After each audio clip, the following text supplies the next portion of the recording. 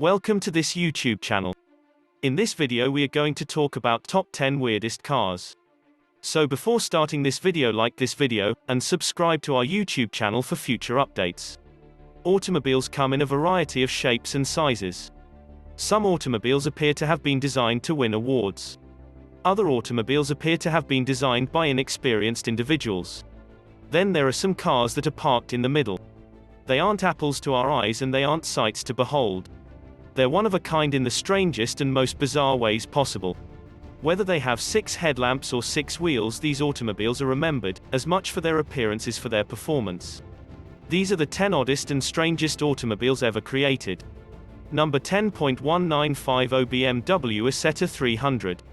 Aside from those caveats, the BMW Isetta 300 is a regular car. The Isetta 300 is technically a microcar, but despite its oddity, the Isetta 300 was a hot ticket vehicle in the 1950s, earning the title of world's best-selling single-cylinder car with over 161,000 units sold. The Isetta was lost to the history pages until it was featured in several publications, television programs and movies in the last 2 decades. The microcar's comeback to automotive consciousness has turned it into an in-demand classic that underscores its status as one of the most unique models BMW has ever built. Number 9. Fiat Multipla. In the past we've seen a lot of automakers try out different headlamp setups with varying degrees of success. Some, like BMW with the M1's pop-up lights, pull it off spectacularly. Others, such as Nissan's Duke crossover, aren't as visually appealing. Then there's Fiat, which built the Multipla with the idea that perhaps 2 headlamps aren't enough to cast a clear light on the road. Yes, the Multipla's windshield is elevated. How's that for an oddity, too? The Multipla has won numerous design awards over the years for all the wrong reasons. The beleaguered MPV has been dubbed the ugliest car in the world, so many times that it's become a badge of honor. As a result, you're unlikely to see many Multiplas on the road these days. We can't say we blame anyone who still owns one. Number 8. 1930 Stout Scarab. It certainly looked the part of a scarab, a type of beetle that can be found almost anywhere on the planet. It's unclear why William Stout, the founder of the Stout Motor Company, was so taken with scarabs that he designed a minivan shaped like one and even named it after the beetle. The Scarab has become a huge collector's item due to its age.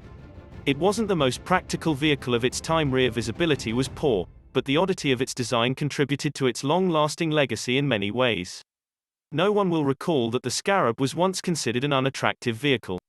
It's now regarded as a fine example of Art Deco design. It's a fitting comeback for one of the minivan industry's pioneers. Number 7.2013 Mercedes-Benz AMG G. 6x6 Mercedes, like BMW, has been responsible for some of the most incredible-looking automobiles in history. Mercedes' strange and bizarre creations are on the other end of the spectrum. They, like this moving monolith, come in all shapes and sizes. Mercedes-Benz introduced the AMG G 63 6x6 in 2013, and only a few models have been sold, owing to the German automaker's decision to limit production in order to maintain exclusivity. Without a doubt, this monstrous vehicle of May is one of the most bizarre models ever created. Number 6. 1980 Subaru BRAT. The name says it all, doesn't it? This is the Subaru BRAT. It's a light-duty 4-wheel drive coupe utility vehicle, or ute, as they're called in Australia and New Zealand. Never mind that utes are already odd-looking due to the tonneaus behind the passenger compartments. The BRAT takes the oddness to a whole new level with its moniker. The model itself isn't particularly appealing, and it was never equipped with anything more powerful than a 1.8-litre 4-cylinder engine. Surprisingly, the BRAT has become a popular collector piece among car enthusiasts, who have 1 or 2 oddities in their garages. In every way, the Subaru BRAT qualifies as a one-of-a-kind vehicle. Number 5. 1986 Lamborghini LM002. Long before the Urus showed us what a Lamborghini super SUV could do, the Italian automaker built this monstrosity. The LM002 is a Lamborghini off-road truck that was originally designed for military use. During the model's 7-year run from 1986 to 1993, production models were eventually built. The LM002 is a unicorn Lamborghini in its own right. Is strange, as it was for Lamborghini to produce a full-fledged off-road truck at a time when it was known for hand-built performance cars. It's a popular model among Lamborghini collectors, and with the arrival of the Urus, it's become the new SUV's spirit animal in its own right. Nonetheless, the LM002 was and continues to be one of the most bizarre creations ever seen from a performance car manufacturer. Number 4. 1990 BMW Z1. BMW produces some of the most stunning automobiles you'll ever see. The BMW M1 is an excellent example of proper German design and engineering. However, BMW is also responsible for some oddities, and no model exemplifies this better than the beloved Z1. It didn't have the classic BMW appearance of the time. The kidney grille was so small that it resembled the nose of a rat. It had unusual headlamps that were recessed into the hood. And of course there were the vertically sliding doors that slid into the door sills. With those sliding doors, BMW thought it had hit upon a game-changing invention, but the fact that BMW never tried something similar in any of its subsequent models suggests otherwise. There's no denying that the Z1 had some positive attributes. It was one of the first BMWs to feature a multi-link rear suspension, and its engine, a 2.5-litre straight-six with 168 horsepower and 164 pound-feet of torque, provided enough power to make the Z1 a fun sports car to drive. But for better or worse, those doors will always be remembered.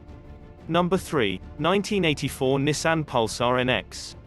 The Nissan Pulsar NX is another weird car, but unlike the Chevrolet SSR, it exudes a cool style of weirdness. When the hatch was replaced, the Pulsar NX was transformed into a shooting brake model. The hatchback itself serves no purpose other than what has already been stated, so you could argue that Nissan used the vanity card in the design of the Pulsar NX because it wanted to. The concept of allowing owners to customize the look of the Pulsar NX based on their mood was not lost on anyone.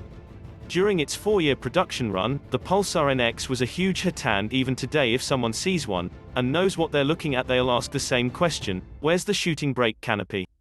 Number 2. 2004 Chevrolet SSR. The Chevrolet Super Sport Roadster SSR is a convertible pickup truck with a retractable hardtop. Confused? You weren't the only one who felt this way. The SSR was manufactured by Chevrolet between 2003 and 2006, so our scars haven't fully healed yet. The SSR was a bad idea from the start, but after the success of retro-styled models like the Chevrolet PT Cruiser, Chevrolet decided to swing for the fences with its own retro-inspired model, based on one of Chevrolet's advanced design pickup trucks from the 1940s. Chevrolet didn't help matters by looking like a jumble of different body types thrown together, because it was the cool thing to do at the time. The SSR, unfortunately for Chevy, never saw the light of day. It only lasted 2 years on the market owing to the fact that it was too strange for most people. Number 1.1990 Toyota Sera. The Toyota Sera is one of my favorite cars. The Sera was one of my favorite cars as a kid in the 1990s. It wasn't particularly powerful, with a 1.5-litre inline 4-cylinder engine producing 108 horsepower and 97 pound-feet of torque. On it wasn't exactly appealing to the eye. But it's when you open its 2 doors that the real fun begins. I'm going to rewrite that the McLaren F1 and the Celine S7. That decade's fastest and most powerful automobiles were those two, and the 108 horsepower Sera had something in common with them. Toyota even went things a step further by fitting the Sera with a glass, canopy-style roof because, well, it probably thought it would look great. It piqued my interest as a kid, but now that I think about it, the Sera seems more odd than cool. What do you think about this video? Which of the following top 10 weirdest cars you find most interesting? Do let us know down in the comment section below. If you enjoyed this video and want to hear from us again, be sure to hit that subscribe button before you go.